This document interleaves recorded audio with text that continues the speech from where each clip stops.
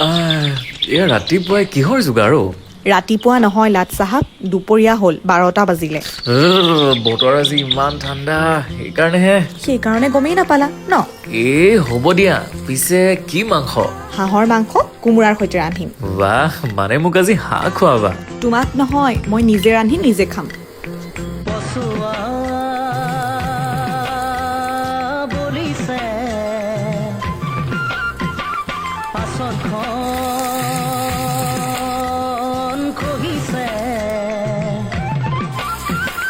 বাহ, হাঁহটোত ইমান তেল আছে, খাবলৈ বৰ ধুনীয়া লাগিব দেই।